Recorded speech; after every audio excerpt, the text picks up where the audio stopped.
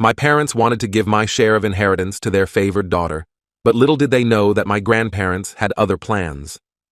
I, 28M, come from a family with a long and complicated history of favoritism. My parents, especially my dad, have always favored my younger sister Amy, 25F, over me. This favoritism started when we were kids and only got worse as we grew up. From my earliest memories, Amy was always the golden child. When I was 5 and she was 2, our parents threw her an extravagant birthday party with a bouncy castle, petting zoo, and professional face painters. For my birthday that same year, I got a small family dinner and a store-bought cake. This set the tone for years to come. As we grew older, the disparities became more apparent. Amy always got the newest toys, the best clothes, and the most attention.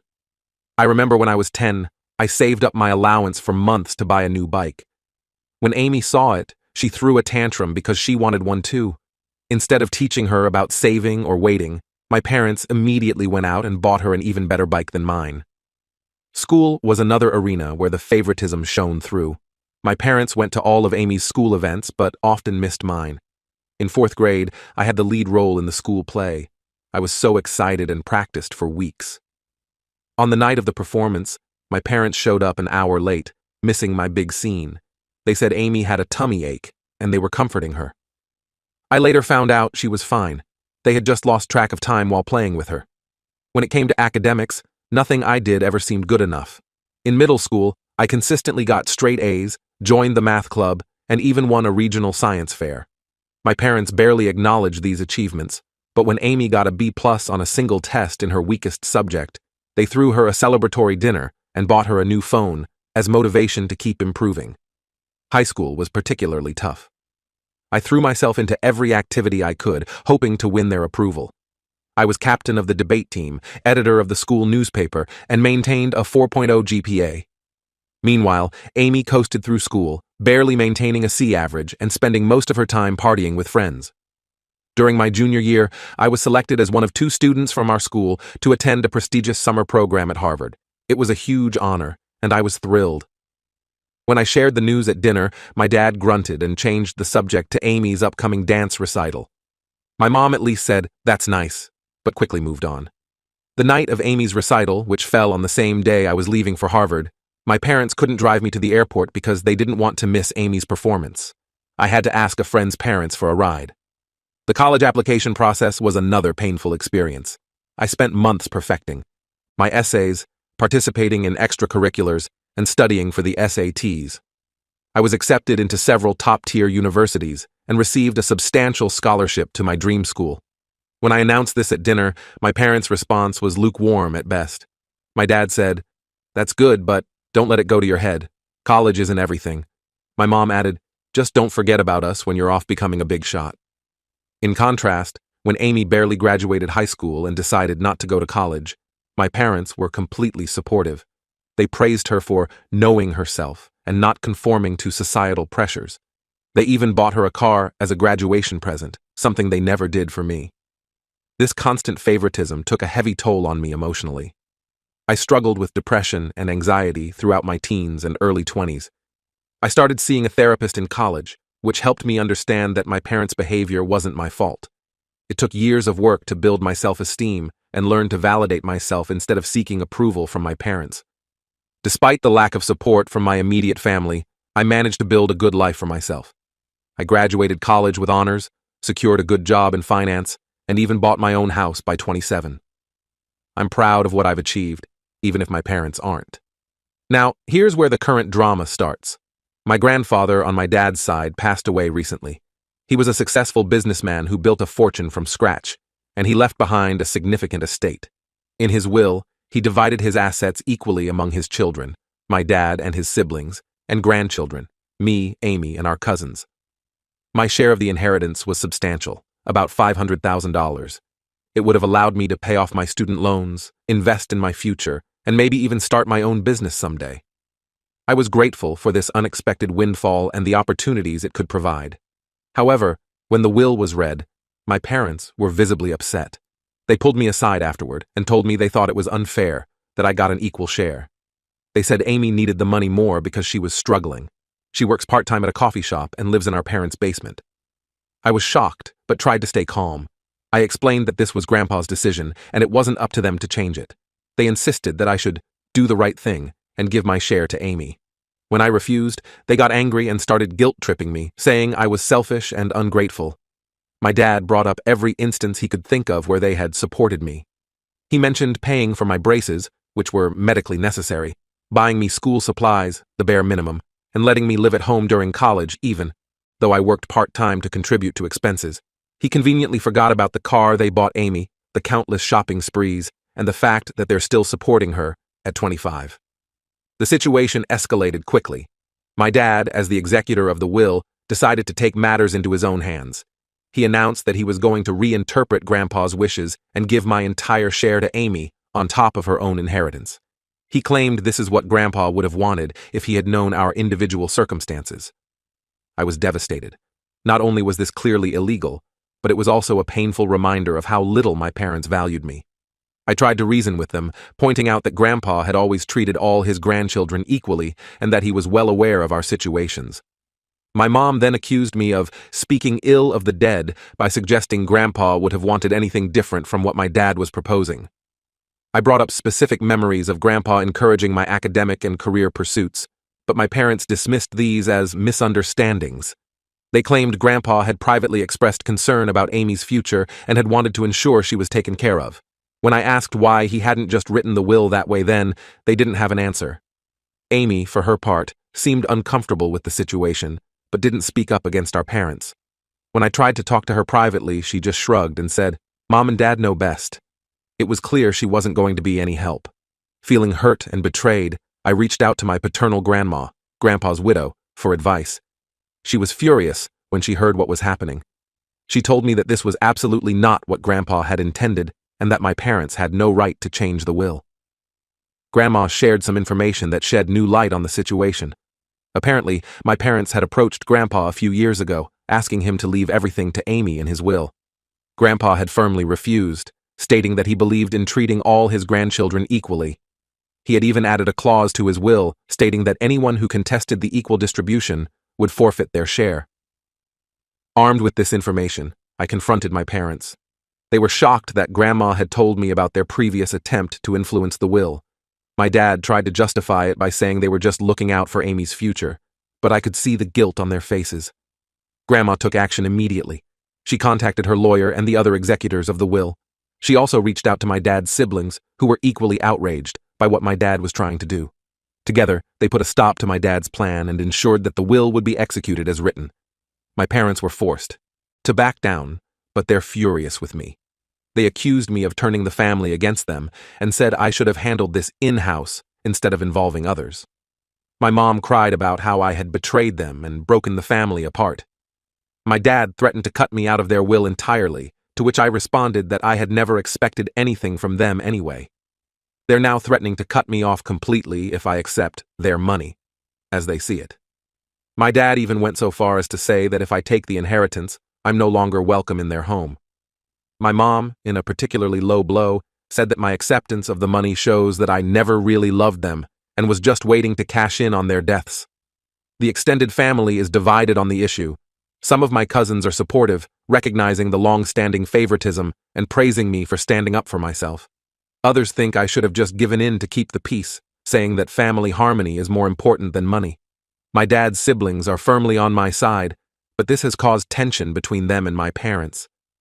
Amy is caught in the middle of all this. She told me privately that she didn't ask for this and feels guilty, but she's not willing to stand up to our parents. I don't blame her entirely. She's been conditioned her whole life to rely on them and seek their approval. Still, a part of me wishes she would support me just this once. This situation has brought up a lot of old pain and resentment. I find myself thinking back to all the times I was overlooked or dismissed in favor of Amy. The birthday parties I didn't have, the school events my parents missed, the achievements that went unrecognized. It's like a lifetime of unfairness is coming to a head in this one event. I'm standing my ground and plan to accept my inheritance as Grandpa intended, but the whole situation has created a huge rift in the family. My parents are barely speaking to me, and family gatherings have become tense and uncomfortable. Last week, I skipped our monthly family dinner for the first time ever because I couldn't face the cold shoulders and accusatory glares. Despite the drama, a small part of me feels empowered. For the first time in my life, I'm standing up to my parents' unfair treatment. I'm asserting my worth and refusing to be sidelined. It's terrifying and liberating at the same time. I believe I'm in the right here, but the family drama is taking a toll on me. I've started having anxiety attacks again, something I haven't experienced since college. I'm considering going back to therapy to help deal with all this stress. Am I the asshole for accepting my inheritance and not giving in to my parents' demands? Should I have just given Amy the money to keep the peace? I'm tired of being the family scapegoat, but I'm also scared of losing my family entirely. Any advice or perspective would be appreciated. Update. It's been about 6 months since my original post, and a lot has happened. I want to thank everyone for their support and advice. It really helped me stay strong during a difficult time. First, let me address the legal side of things. As many of you suggested, I did consult with a lawyer of my own.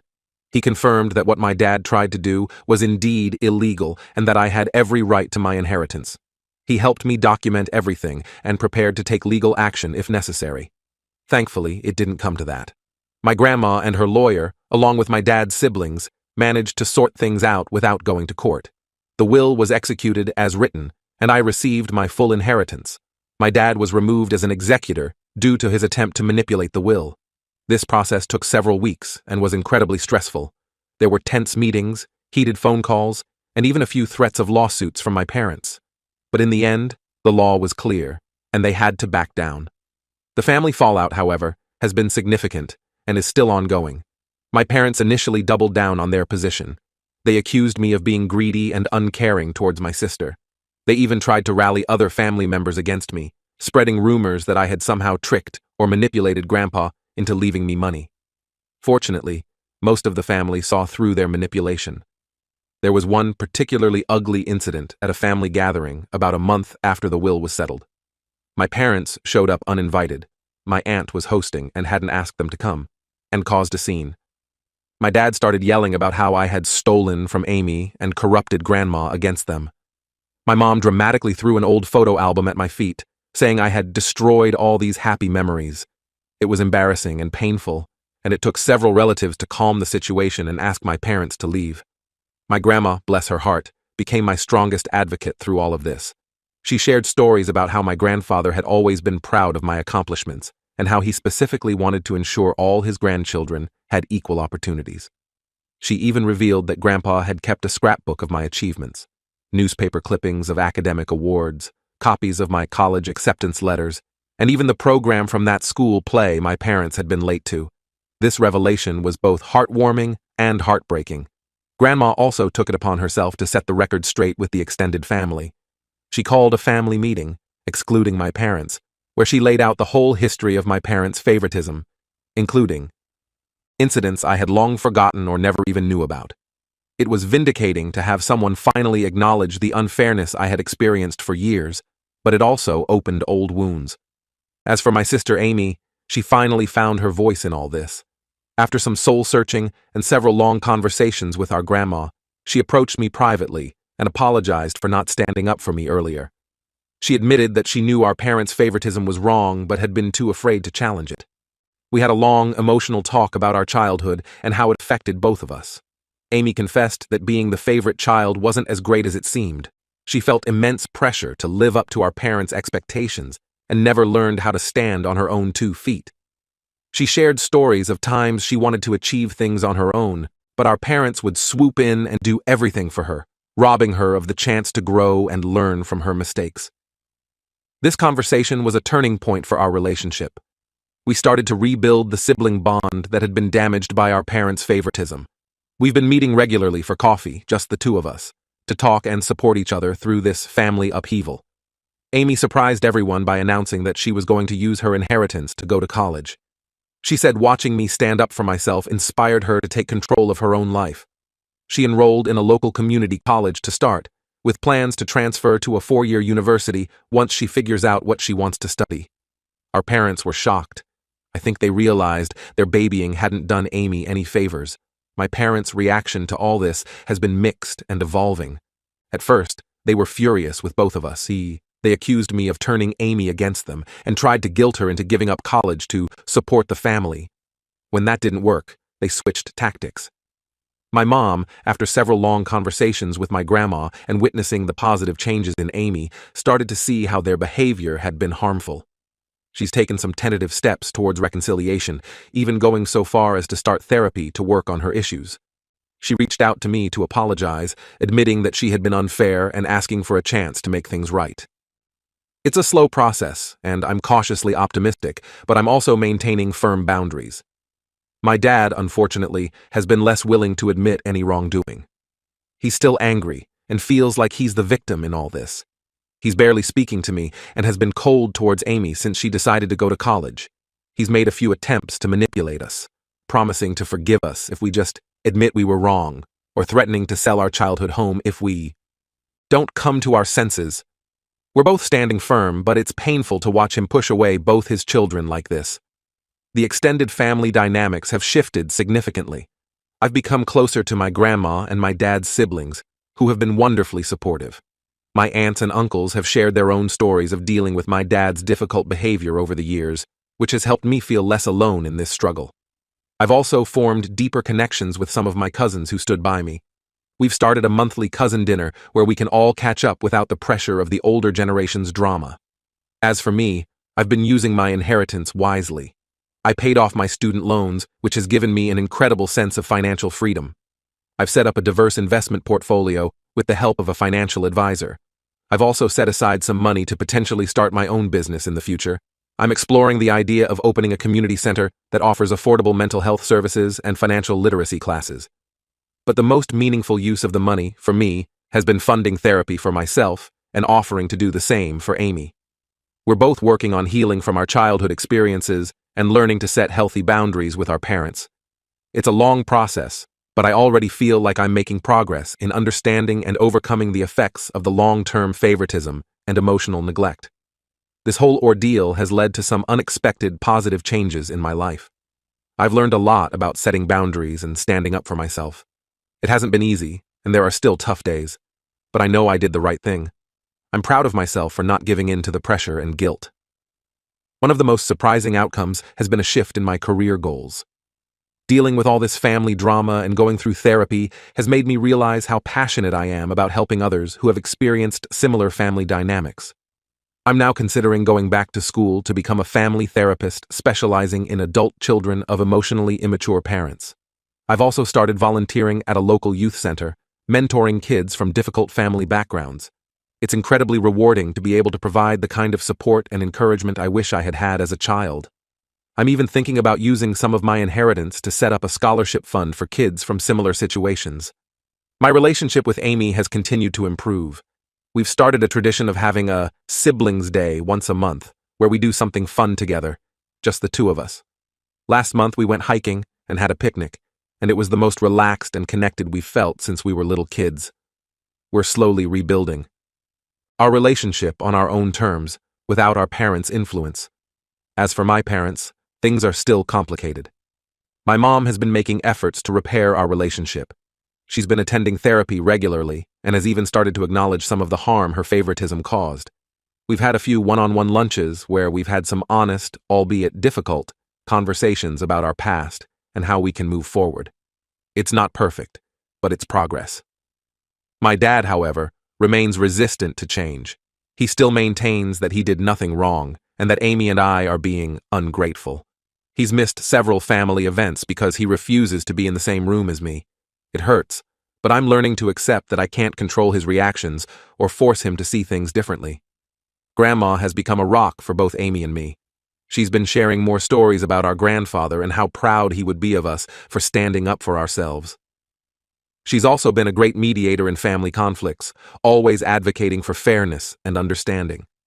The whole experience has taught me a lot about the true meaning of family. I've realized that sometimes the family you choose can be more supportive than the one you're born into. I've formed closer bonds with my aunts, uncles, and cousins who stood by me, and I've even developed a close-knit group of friends who have been incredibly supportive throughout this ordeal. I've also learned the importance of self-care and setting boundaries. I no longer feel guilty for prioritizing my own well-being. and I'm getting better at saying no to situations that are harmful to my mental health. I've even started exploring new hobbies and interests that I had always put off because I was so focused on trying to win my parents' approval. To those who are in similar situations, I want to say, don't let anyone make you feel guilty for receiving what's rightfully yours. It's okay to stand up for yourself, even if it causes conflict. Family dynamics can be complicated, but you deserve to be treated with respect and fairness. Remember, it's never too late to start healing and building the life you deserve. Seek therapy if you need it, surround yourself with supportive people, and don't be afraid to set boundaries. Your worth isn't determined by how your family treats you, but by who you are as a person. Thank you again to everyone who offered advice and support. It meant more than you know during a really difficult time. While the journey hasn't been easy, I'm looking forward to the future with a sense of optimism and self-assurance I haven't felt in years. I'm excited to see where this new chapter of my life will lead, and I'm committed to breaking the cycle of favoritism and creating healthier relationships in my own future family.